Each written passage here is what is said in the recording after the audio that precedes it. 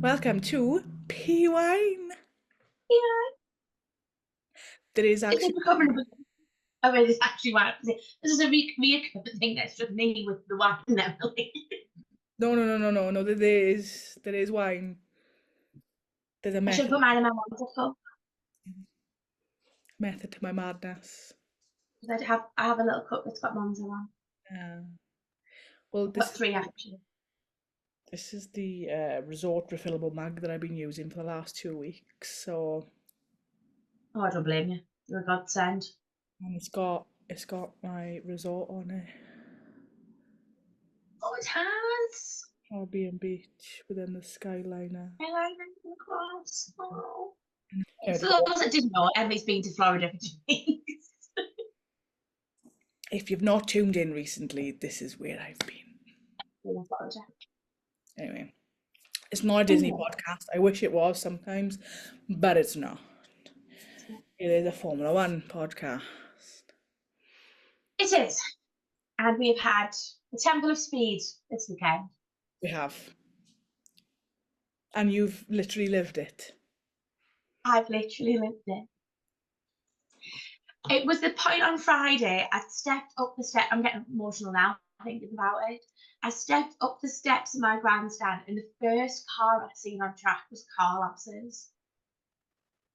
It literally zoomed past, and I was like, and then it was Lando's, and I was like, I can't go this today. It was emotional anyway, and now you've gone and made it Oh, work. anyway. And these two came past just when I was walking upstairs. But yeah, I lived it. And when I say I lived my best life that weekend, I lived my best life. So yeah, Apart from the heat. apart from the heat wasn't fantastic. Sunday, it was fine. We were very lucky with race day because the cloud came over the sun just as the race started and stayed there most of the day. Yeah. The clouds came over the sun just as the race started. So I was very thankful for that. I think everybody was thankful for that. But yeah, we had my mate Nico commentating for the English fans, which spent all day Friday going, is this Nico Rosberg? Is this Nico Rosberg? Is this Nico Rosberg? I mean, you can hear an accent, you can hear a voice, and you can pick up who it is. And then I was like, no, surely it's just like somebody else speaking in English. And then he put a photo of one of them in the paddock. And it was like, it was Nico Rosberg. Yeah. Yeah, because I was in bed watching qualifying and I put it in the group chat, didn't I? Going, look, Emma, it's your mate Nico. And to be fair, I Yeah, will admit, this weekend, I don't know what he did differently, but he was looking mighty fine, was our mate Nico he Rosberg. was. So it's one of the girls had seen Nico in the paddock. One of the girls I was with this weekend. She was literally walking to West Grandstand and Martin Brundle scooted past on an electric scooter. And she went, and he went, I'm sorry, I can't talk, I'll come back. Drove past. Didn't come back. Um, But she Martin. did see Martin Brundle. Martin. And she said to my boyfriend, I've just seen Martin, and he came back with the words, Garrick's or Brundle. You need to be specific. I need to know what level of excitement I need to exert here. Garrick's or Brundle. Because you're speaking as if you know them both. But yeah, it was a weekend. It was a fun weekend. Ferraris were incredibly fast, and I think I put it in the group chat on Friday that I didn't know what had happened with them. They had an update, didn't they? They They brought have in, 9 upgrades, but it was a completely different car on that track. yeah. But my worry is now is obviously like they gave it their all in Monza, like they did with Monaco, and then they just went after Monaco. And even Charles said post race that all the rest, the circus that's left, are not Ferrari's friends. No, they're not. They're not. In So Monaco races, in a especially in Monza race, because it is just speed, whereas the rest of them are very technical. Yeah. So obviously they brought a speed package, which is great. You need speed, but like obviously you need everything else as well. So we shall You need see. speed in the temple off, but you need everything else in every other race. Mhm. The McLarens were quick, Yeah. they really were, but my biggest surprise was how slow the Red Bulls were compared to them. We've been talking about this for a number of like, months now. We've been saying this RB is nothing. This RB's been nothing since Barcelona. No, nothing. That was, The 21st, the 23rd of June. yeah. So it's between Canada and Austria.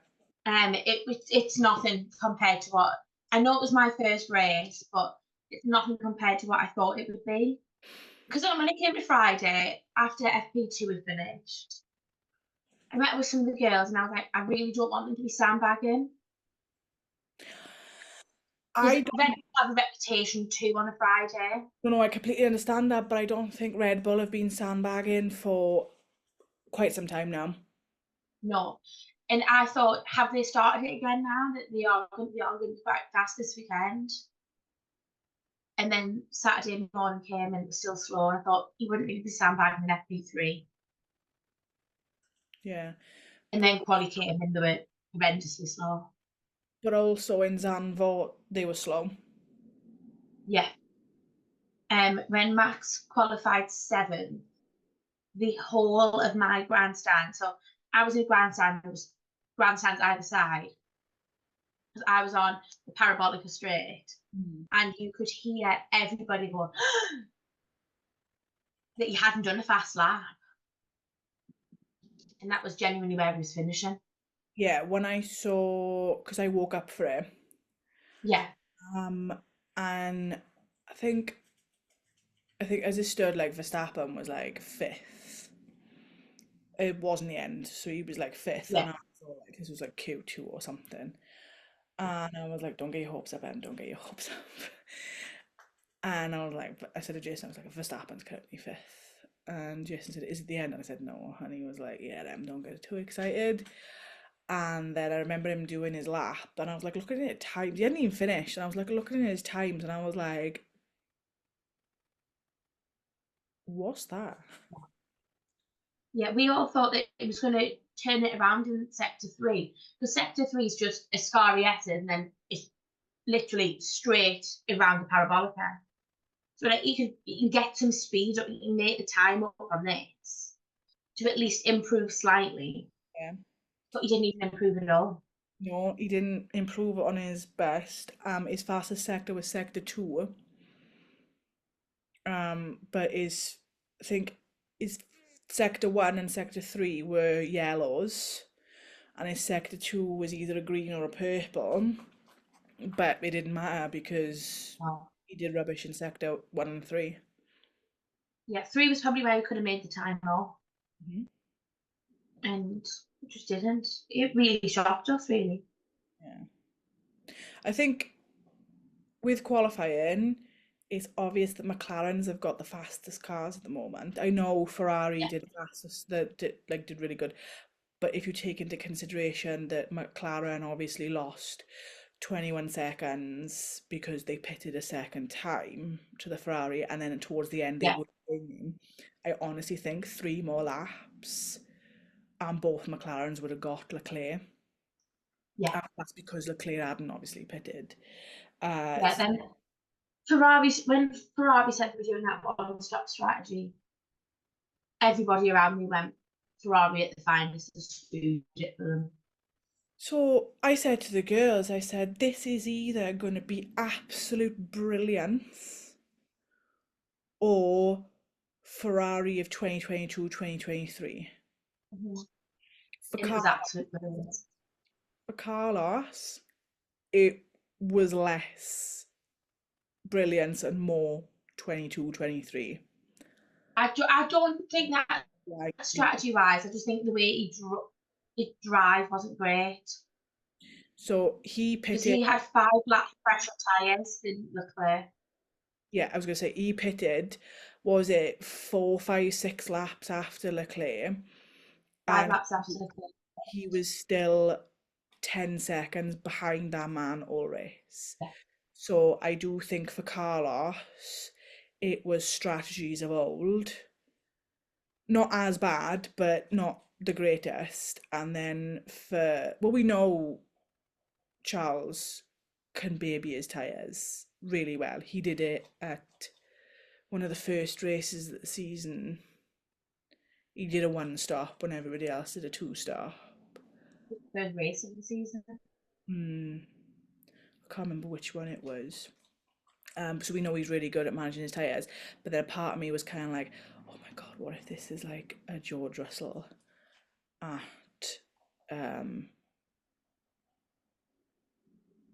Spa? Yeah, but look, we'd seen, so we were at the barrier to get onto track, and we'd seen all of the rubber in the middle of track, and we were like, he just needs to be clever here, pick up as much of this as he can. Oh yeah, he was not gonna pick up rubber on that cool down lap. You know, we were like, he needs to pick up as much as he can, and he was fine in the end. But it was absolute brilliance from Charles on Sunday. Yeah, now that I think about it, really, I don't think it was anything to do with Ferrari. I just think it was, Leclerc. Charles. And when anyone says the Tifosi is the best fans Formula One have, genuinely, I believe that now. Yeah. Every time a Ferrari drove past, everyone was up on the seat screaming, like, come on, Charles, come on, Carlos, like screaming them through. So they must have had that every single point in that point in that race. Yeah. Whereas, like, I sent you that TikTok. I sent you that TikTok the other day where it said there's two religions in Italy, Catholic and Ferrari. When you got off the train at Monza, so you got a €10 ticket all day that got you on the train to Monza and the bus from Monza train station to the track, there and back. Mhm. There was a church on the way there, when you go past it on the bus, and they had a sign saying, "Welcome to everybody today only. Please come and pray for Ferrari." Hey, it worked. Had it in Italian and Spanish and English, sign outside its church. There's genuinely two religions in that place. Yeah. And they're gonna be supporting Lewis Hamilton next year. So And every time Lewis came past the cheers as well, I think they're like, they know he's going to be one of them. yeah, they're getting ready to welcome him into the Tifosi family. So, but it's also nice as well is that they've not abandoned Carlos. He's still No, part of our family. I think I've seen more. If we're going on driver support, I see more people wearing Carlos merch this weekend than I did Charles. Yeah. Whereas it's final hurrahs, they know that they can wear their Yeah, Charles stuff next year, don't they? So I see more people wearing 55 and 16. yeah. But one thing I want to point out this weekend is obviously Charles again has swooped in and shut all the negative people up when everyone's all like, no, he didn't deserve the seat in Ferrari, Carlos did. Look, Yeah, he shut them up today. That's nobody deserves to lose their seat when they're a good driver. But Charles has now won 2 races and had more podiums. yeah, definitely. I know Uh, Carlos missed a race due to his appendix, but he's higher in the drivers' championship and stuff. So I'm fully with you. Me and Carlos.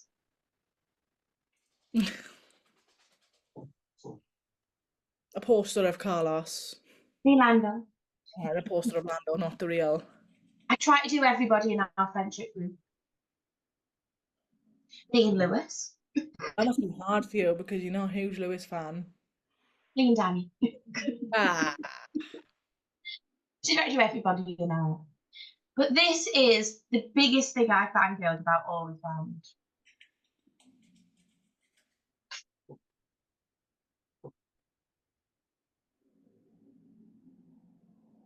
was Seb's Toro Rosso. That's cute. I was like, oh, Seb's. Tiring Got weekend. our boys. And his little chili bucket hat. That was genuinely outside my grandstand where they stopped. There was, I don't know if it's shown it on the driver's parade on the TV, but they got out and shot t-shirts. I missed all the drivers' parade because I was jet lagged. They got out and shot t-shirts, and on the t-shirt kind of things. Charles couldn't do it to save his life. Just kept hitting the barrier. Didn't go over the barrier, just kept hitting it. Found something Charlie can't do. Yeah, and Carlos just wouldn't laugh at him, basically. I think it's because he wasn't close enough to the other, so he was on our side, quite to the other side to do it, and it was like our half of the track and their half, who just wouldn't reach. And then he did the same coming back and it hit him. There was full on fight for one of them t-shirts in my grandstand. Like men fighting, like handbags at dawn, women fighting with two men fighting over t-shirts. All because I turned it down. So I was joking with a group of lads behind me, saying, if you win that t-shirt, it's mine. Because it was the Ferrari Monza official. And they shot it and they caught it and they went, do you want it? And I was out of joking, lads, like, don't worry about it. One of the men behind them went, I'll take it. And I'm like, no, like, we said she could have it, just wanted it's ours. And he literally grabbed it out of the hands and it was like full on fight. I was like, it's a shirt. It's a shirt. Who won? The lads behind me, the lads who actually caught it. I was like, it's a shirt. That's insane. That is insane. Full on fight. Seen a man punch a security guard. Right, they were like, please stand for the Italian national anthem. So I was in the shade. So I got up and darted to my seat. And this man was full on fist fighting the security guard. I don't want this. I just want a nice calm atmosphere and Everything else apart from that was brilliant. I couldn't even say he was drunk because the queue was like 25 deep to get a beer every time I went. not even that. I just think some people are just unfortunately built that way where they hear something they don't want to hear and then that's how they retaliate, which is quite sad. But I don't even think some people don't need the alcohol to react like, No. which is unfortunate. Well, Um, and not great that they act like that with alcohol as well. So yeah. And unlike me, I only had drinks 2 days at the track. probably was it too hot? It was just ridiculous. Oh, sorry. I did have 3 drinks at track. I had a drink every day. I only had 2 beers at tracks. And the last day I did have Ferrari champagne. Yeah, but obviously it's a long day. It's a hot day. Yeah, and it was just like I just needed water. It was so hot. And I'm glad I did get water because we did the track invasion at the end. Hmm. So met Rianne and we got on track. That is the only part of that weekend that was really badly organised, I'd say.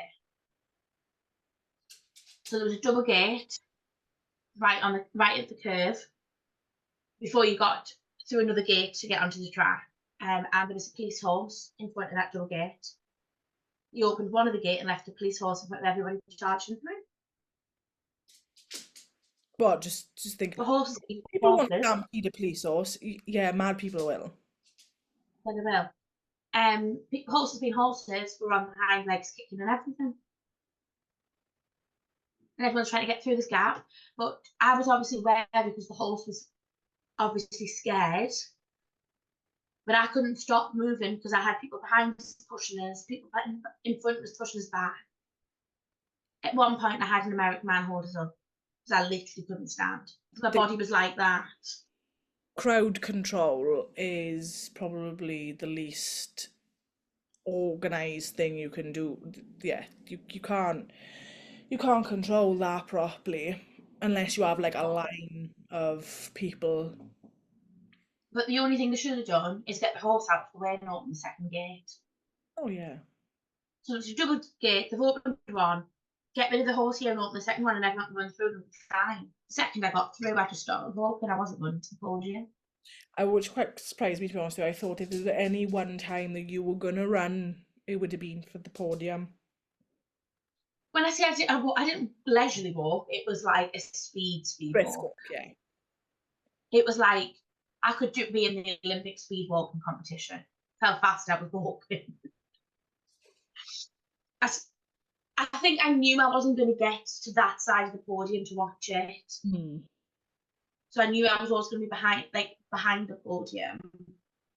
So I just didn't. I feel like where you were anyway was a really good position It was anyway. really So. good. See if I've got, because Charles didn't come round, but he came back out.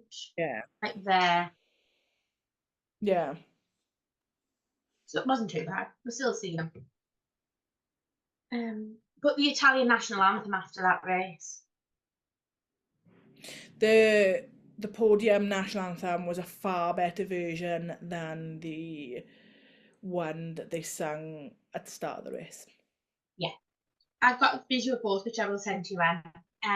And everyone's just like casually singing along at the beginning of the race. The one at the very end, everyone is screaming that national anthem. I'm very glad I learned it. It had to be done at Monza, didn't it? I wouldn't have went on the track if it wasn't a Ferrari win. Would you know? I would have went on track, but I wouldn't have rushed for the podium. Mm-hmm. I wouldn't have left my seat 3 laps early. I feel like, if it would have been a Carlos win, I think you would have run. I would have run, yeah. I would have been elbows out running. Yeah. Like, I'm gone. Get me on it. Let me run with the podium. But no, I did see the last lap. I just left my seat and I watched it at the fence. Yeah. And then the second Charles had crossed the line, we didn't see his cool down lap.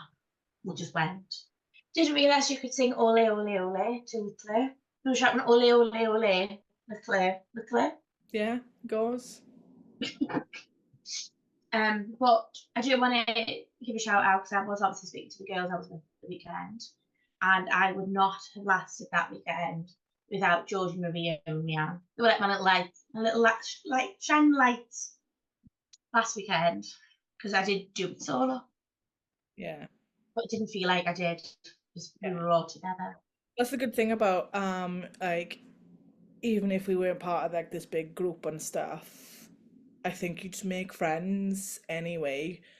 Yeah, Because that's the nature of the Formula One races, is that like people go solo, people go in twos, threes, fours, it doesn't matter. yeah. There were loads of people there solo. Yeah, you just get talking to people, don't you? Turn around and chat around everybody. Yeah, Leclerc win it, Monza. Oh, nice. Very nice. And then I just think it's going to get to Baku and there's not going to be able to convert that again, I don't think. You never know. You never know what's going to happen. Charles and that castle wall aren't friends. Well, they're not. They aren't, given races of past years, no. But Might have made friends with it now. my delusional statement at Bahrain still stands, so anything can happen. What we've not talked about is McLaren. Yep. And that's it for PWine tonight. So thanks for listening and watching. Goodbye. Yeah. What about McLaren? What the fuck? Basically. Being there, I didn't see turn 2's overtake. Turn 4. Turn 4. Turn 4's overtake, didn't see that until I got back. And it happened, and I literally sat and said to myself, what the actual fuck was that? Yeah. Because where was then the PIA rules, team orders, whatever they want to call it this week, of Oscar, give the place back to Lando. Oscar, you've made your point, give the place back.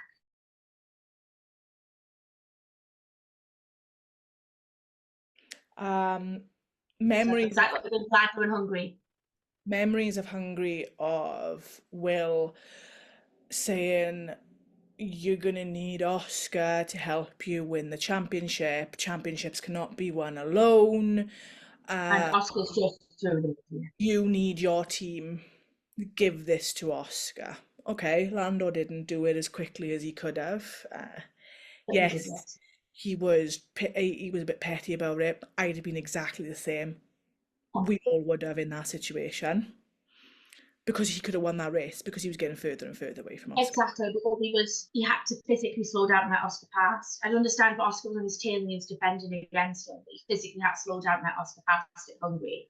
Yep. Oscar pulled Like, out he pulled out of an immaculate movement, but it shouldn't have been done on his teammate. Lando had to swerve, Yeah, but it shouldn't have been done on his teammate. to avoid a collision by pulling that move because it was a surprise move on Lando. Lando even said, I was surprised, apart from what Stella said, yeah, it was planned. And then they cut to Lando saying, I didn't know he was going to do that. And you can see by his reaction, he visibly like swerves on the track. And to I swerve think at that speed is insane because yeah, causing that shock and that swerving. So by the time he like recomposed himself, allowed Charles to pass. yeah. I think when Andrea Stella said it was a planned move, it was probably like if Oscar can overtake, he will overtake, but not necessarily in that aggression. Yeah, that was it He was an shouldn't aggressive anyway. it was an aggressive overtake. Yeah. It didn't need Ferrari, I think Ferrari did teamwork well at the weekend. Carlos held them Papayas back as physically long as he possibly could, so Charles could get that breakaway, and then the overtook, and then that was Carlos's job done. yeah. Because I think if they hadn't been stuck behind Carlos as long, They would have caught up to then they'd have Charles. caught up eventually. Because That was Carlos's job is to defend Charles's win. yeah, Carlos got ahead first, kept the lead. It would have been Charles's job to defend everybody off.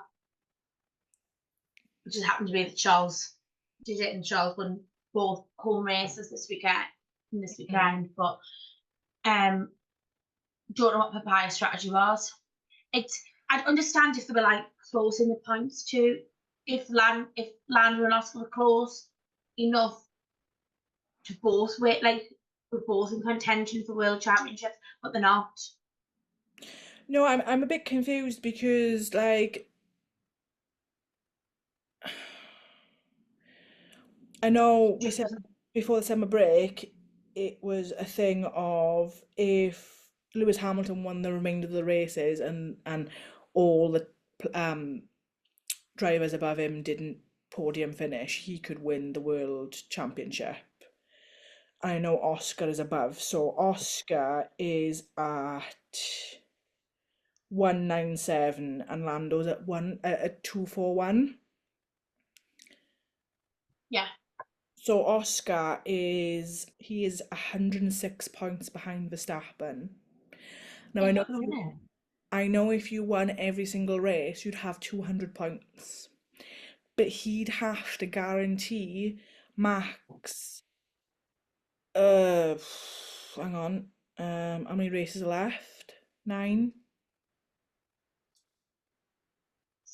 8. Oh, Singapore. 8. That was race 16, 24. All right, okay. Because Charles, number 16, won the 16th race, it's 16-16. So if Oscar won the last remaining race, every single one, he'd have 120 points, but he'd have to guarantee. You'd have to guarantee Verstappen didn't. It came Didn't 5th of the score. law, or So didn't score points. Verstappen's on 303. So there you go. If there'd be a 14-point difference. So Verstappen could only come not even third. If Verstappen came fourth and didn't finish any other race, Yeah. Oscar could win the championship if nobody in front of him scored any more points at all. But like obviously everyone's had a voice about this on TikTok this week, everyone's been saying either Lando stop crying, or the No. same people last year saying if he had a fastness car he'd be world champion because he's a brilliant driver, but this year they're saying stop whinging. So I don't ever agree with these two people and what they say, but I do this weekend. Nico Rosberg, calling Zach Brown out. Yeah, call him out. Saying what are the priorities? When are you going to when are you going to prioritise Lando so he can be your world champion? Yeah, when are you going to call team orders? Yeah. Will Buxton. I am not one for saying that he talks a lot of shite most of the time. That speech after that race that he said, 10 out of 10. Do you know what I loved about that speech? Oh. Like, I felt like immense pride in myself because I was like, oh my God, that's almost word for word what I said. I was like, oh, he's just confirmed I know what I'm talking about. I knew what I was talking about anyway, but I was like... yeah, it was just... Like, even Zach Brown didn't know what to say. And that's not a man who's lost for words. He sat in that seat and his face told you all. He was like, we fucked up this weekend. Yeah, that's it. 100% in, as long as they know they did. His face... And they're going to rectify it. His face said, we fucked up in Hungary. He's fucked up every race in Austria. Well, no, because Zandvoort was okay. Zandvoort were good. It wasn't great, though. No, but he did win by 22 seconds. Yeah, but it wasn't... I don't think it was great. I think it was just a complete... lucky chance for McLaren Zandvoort. But he's fucked up Austria, he fucked up Hungary, fucked up Monza.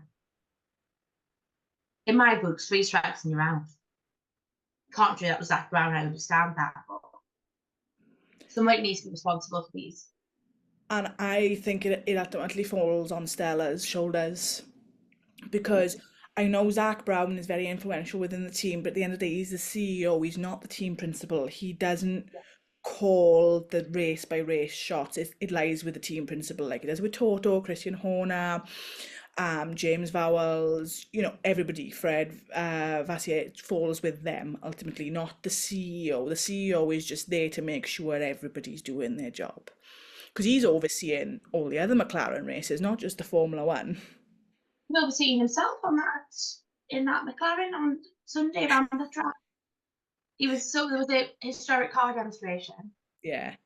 And Zach Brown was driving around in the McLaren. That's what happens when you're a CEO of a company, right? So ultimately, it falls on Stella's shoulders. I like Stella, does a good job, good team principal. He's not the worst, he's not the best. If they lose, I've loved him up until this season. Yeah, if they lose the constructors, because that is the path they are walking down currently, then I think Stella needs to go. Because this is the first time since 1998 that they could do this. And they're going to throw it down the drain. Agreed. The way they're going with, I'm not saying people should have number one drivers or favourite drivers, right? I'm a firm believer that the driver that's ahead in the Drivers' Championship should be given priority because they've got more of a chance. Yeah. I genuinely feel that if McLaren do not call team orders from next race onwards, they are at extreme risk of losing Lando. Yeah, 100%. And he will take up Red Bull on that offer. Yeah, it's sat on the table waiting for him. If McLaren genuinely think the Lando can't just walk out of McLaren's motorhome and walk into Red Bull and they'll drop Perez for him, they got something else come in. It was a second.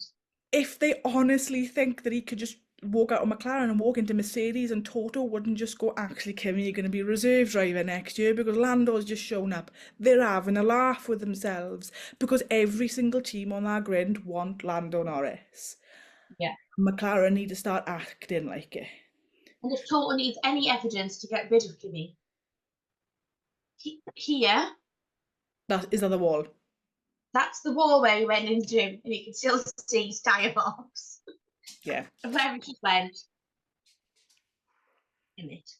So like Stella, well, there was an interview with Stella over the weekend, and it said Oscar is our present, Lando is our present, and Oscar's our future. And I was like, darling, there is a year and a half between these two drivers. Lando is also your future.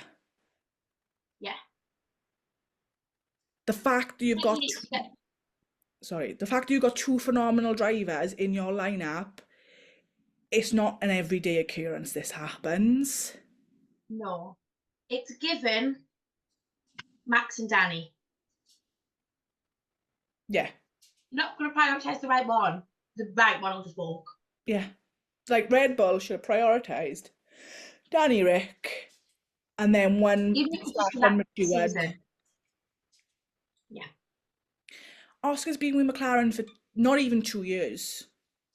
No. This is Lando's 6th. Exactly. They're not prioritising him.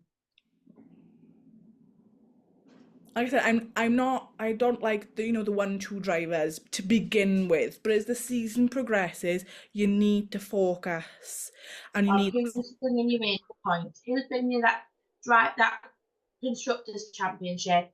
And once you get that secured, which McLaren pretty much have, who's bringing you the drivers?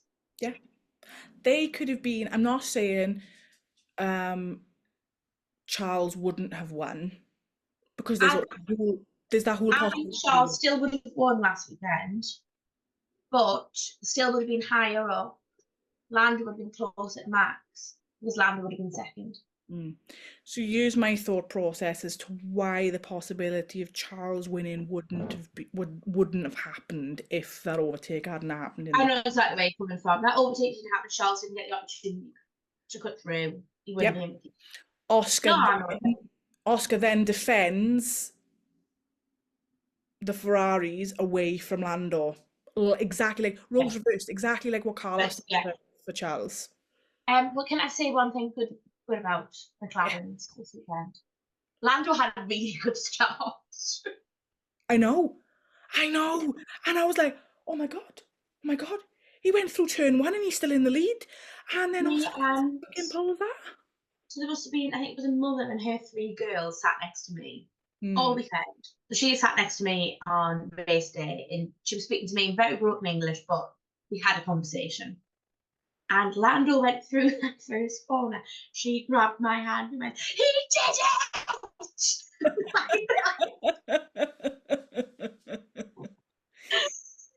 And she was like, sorry. And I was like, no, he did it. The pride I felt, but then I sit there and I think to myself, Oscar's mentor is Mark Webber. Now, we all know Mark Webber was a phenomenal driver. I've seen him this weekend. There you go. Phenomenal driver in his day for Red Bull. The issue with Mark Webber is the fact that he, like Danny Ricciardo, was a second driver to Red Bull. And Oscar's second driver done Oscar too. Yeah, and Mark Webber, we knew Mark Webber hated, well, no, didn't hate Sebastian Vettel, but he hated being the second driver to Sebastian Vettel. And I feel like Mark Webber being Oscar's mentor, he's sort of projecting that sort of like vibe of do not allow your second driver. Yeah. And like, I think that's the sort of mindset Oscar's going in with. I'm not saying he's being malicious about it, because you know me, I love Oscar as much as I don't think Oscar's got malicious going in his body. I just think he's very tunnel. I think he's very tunnel visioned. Yeah. I think it's him. He's not going team. I also think the call they made in Hungary has given him a little bit of tunnel vision as well, because they've gone, well, Yeah. the team gave me that win. They called Lando back. They'll do it again. They'll allow me to do this, this, and this. And it's like, actually, They no. should have called him back this weekend. But they didn't. So it's like one rule for Lando, one rule for Oscar. No, you need to be singing off the same Yeah. tune. Oh, I'm with you. And going back to Mark Webber, he nearly knocked us over. Going at the fan zone is where you go into the paddock. Mm-hmm. And he's driving through. It was traffic lights. There's traffic lights at this crossing. I am crossing the road along with a million other people. I just happen to be the closest to the cars coming up. And he continues driving. I'm Yeah. more for, I think we have exhausted every single thought we have had about McLaren. I am 100% behind Nico Rosberg and Will Buxton. But I told you my views before those guys' interviews even come out. Yeah. But a lot of people do seem to be echoing exactly the same online. So, because I did sit there and think, am I just being a sour Lando fan here? Think, but I'm not. McLaren are screwing him over. They need to get their act into gear, or they're going to lose the constructors, they're going to lose the drivers, and they're going to lose a driver. I think once they're going to start thinking, oh, we're going to lose constructors, they're going to go, shit. Because whilst, yes, Charles did win, and we can't say, oh, well, he wouldn't have won if such and such, he might still have won. But if things hadn't have played out the way they had, I think that the McLaren has lost the big potential of 10 points this weekend, just got. They're 8 points behind Red Bull after this weekend. They could have been in the lead. Ahead of Red Bull. But have we had a successful McLaren street race yet? Have we had a successful Lando street race yet? Not really, because Miami's not really a street race, technically. It's not a street race. But then Baku was a street race. But then if you look historically at this time last year, Lando were flying. McLaren's better. Lando was better. Yeah. No, I'm with you. So we've got Baku street race, Singapore street race. Then we've got sprints in Circuit of the Americas. Oh, yeah. Mexico's street race. Sao Paulo sprint race. Brazil's not. Oh, Mexico's not. Brazil is. Vegas isn't. Qatar, we got a Vegas street race, which we just need Lando not to get any tired. Do you know what? It's an Abu Dhabi. It is gonna be an Abu Dhabi again this year. I think we should go. I've been looking at it. Where would we stay? There's no hotels close to Yas Marina that aren't like a ridiculous amount of money. What's somebody who's got a flat in Dubai? Well, I know people who know people, but I don't know them personally. I know someone personally who has a flat in Dubai. Not going to Abu Dhabi. Not doing it. Did you see not doing Abu Dhabi. Yeah, no, we're not doing Abu Dhabi. We've got to save our money. We've got 2 races next year together. Which we've not paid for yet, technically. Well, we paid for one of them. You're trying to get stacking off. I'm not. I'm going both Monaco and Silverstone. You're the one going to 3 next year. I think. No, Baku is stupidly cheap. Abu Dhabi. Anyway, I think that's us for the week. I mean, we'll be back next week. Azerbaijan race. Woo! We'll see you soon, guys. Bye.